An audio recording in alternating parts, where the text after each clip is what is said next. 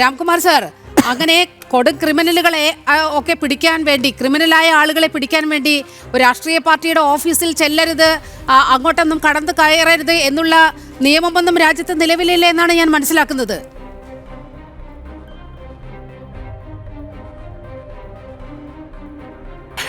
ഞാൻ മനസ്സിലാക്കുന്നത് ഈ വാറിൽ നിന്ന് രക്ഷപ്പെടാൻ വേണ്ടി ഡൽഹിയിലെ AKG ഭവനിൽ അഭയം പ്രാപിച്ചവരും അവരെ സംരക്ഷിച്ചത് ആരാ? ബ്രിട്ടാസ്. ഈ ബ്രിട്ടാസാണ് തിരുവനന്തപുരത്ത് വീണ വിജയൻ്റെ വീട്ടിൽ റെയ്ഡിന് പോയ ED ഉദ്യോഗസ്ഥന്മാരെ ആക്രമിച്ചതിന് നേതൃത്വം കൊടുത്തത്. നേരിട്ട് തിരുവനന്തപുരത്തിരുന്ന് പാവപ്പെട്ട ടാക്സി ഡ്രൈവറുടെ ടാക്സി തല്ലിപ്പൊളിച്ചത്. ഇതാണ് രാഷ്ട്രീയ പ്രവർത്തനം. എൻ്റെ സുഹൃത്ത് പറയുന്നു, രാഷ്ട്രീയ പ്രവർത്തനത്തിന് അറസ്റ്റ്. ഡ്യൂട്ടി തങ്ങളുടെ കടമ ചെയ്യുന്ന ED ഉദ്യോഗസ്ഥന്മാരെ പട്ടികളെ പോലെ തല്ലി തിരുവനന്തപുരത്ത് ഒരു പാവപ്പെട്ട ടാക്സിക്കാരൻ്റെ ജീവിതമാർഗം മുടക്കി. ഇതാണ് രാഷ്ട്രീയ പ്രവർത്തനം. അതും ആർക്കാണ്? ഒരു രാഷ്ട്രീയ പ്രവർത്തകരുടെ പേരിലല്ല. ഈ ഒരു രാഷ്ട്രീയ പ്രവർത്തകൻ്റെ മകൾക്ക് വേണ്ടിയിട്ട് പാർട്ടി അംഗമാണോ എന്ന് പോലും അറിയില്ല. അങ്ങനെ രാഷ്ട്രീയ പ്രവർത്തനം നടത്തുന്നത് ശരിവെക്കുന്നതാണോ ജനാധിപത്യത്തിൻ്റെ മര്യാദ? അതുകൊണ്ട് ഇതിനൊക്കെ പുറമെ ഇന്ന് ബഹുമാനപ്പെട്ട സുപ്രീം കോടതി തന്നെ പറഞ്ഞിരിക്കുന്നു, അവിടെ ഭീകരമായ അക്രമങ്ങൾ നടന്നിട്ടുണ്ട്. പ്രവർത്തനം നടത്തിയ ഒരാളുടെ പേരിലും കേസ് പിൻവലിക്കാൻ ഞങ്ങൾ അനുവദിക്കില്ല.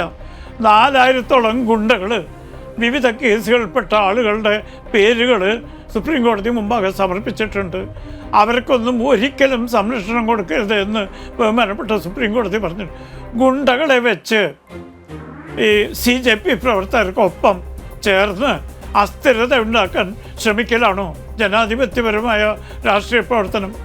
ED ഉദ്യോഗസ്ഥന്മാരെ ആക്രമിക്കലാണോ ജനാധിപത്യ പ്രവർത്തനം? ഇതിനൊന്നും ജനാധിപത്യ പ്രവർത്തനം എന്നല്ല പറയുക. എന്നിട്ട് അതിന് ചുക്കാൻ പിടിച്ച ആളുകൾ ഒരു മജിസ്ട്രേറ്റ് നിയമപ്രകാരം പുറപ്പെടുവിച്ച വാറന്റ് രക്ഷപ്പെടാൻ വേണ്ടി രാഷ്ട്രീയ പാർട്ടിയുടെ ഓഫീസിൽ അഭയം തേടിയ ആളുകളെ നീതീകരിക്കുന്നു. ഇതാണ് നേരത്തെ നീലിമ പറഞ്ഞ പോലെ ഇരട്ടത്താപ്പിൻ്റെ മകുട ഉദാഹരണമാണ്. സൗകര്യപൂലം ജനാധിപത്യം, അഭിപ്രായ സ്വാതന്ത്ര്യം ഇതൊക്കെ വളച്ചൊടുക്കും. സെക്യുലറിസം പിന്നെ ഇവരുടെ കയ്യിൽ കളിപ്പാവയാണല്ലോ. അതിനെപ്പറ്റി ഞാനിപ്പോൾ പറയണ്ട. പിന്നെ ഇതിനൊക്കെ പുറമെ ഇന്ന് പാർലമെൻറ്റിൽ ചർച്ച നടന്നത് ഡൽഹിയിലെ പോലീസ് ലാത്തിച്ചാർജിനെ കുറിച്ചല്ല, വിദ്യാർത്ഥികളുടെ സംരക്ഷണത്തിനായി പാസ്സാക്കുന്ന ബില്ലാണ്. പ്രതിപക്ഷ നേതാവിൻ്റെ അതിലുള്ള പങ്ക് എന്താണ് ജനം പ്രതീക്ഷിക്കുന്നത്? ആ ബില്ലിൽ അപാകതകൾ ചൂണ്ടിക്കാണിക്കാം, ആ ബില്ലിൽ ഒഴിവാക്കപ്പെട്ട കാര്യങ്ങൾ ചൂണ്ടിക്കാണിക്കാം, ആ ബില്ലിൽ എന്തെങ്കിലും തെറ്റ് പറ്റിയിട്ടുണ്ടെങ്കിൽ ഇതിനൊക്കെ പകരം വിഷയത്തിൽ നിന്ന് വ്യതിചലിച്ച് സ്പീക്കർ പലതവണ ആവർത്തിച്ച് അഭ്യർത്ഥിച്ചിട്ടും അമിത്ഷായോടും നരേന്ദ്രമോദിയോടുമുള്ള നിരാശയും അസൂയയും പ്രകടിപ്പിക്കാൻ രാജ്യത്തെ പാർലമെൻറ്റിൻ്റെ വേദി ഇതാണോ ജനാധിപത്യ പ്രവർത്തനം? അവരുടെ നിരാശ നമുക്ക് മനസ്സിലാക്കാവുന്നേ ഉള്ളൂ.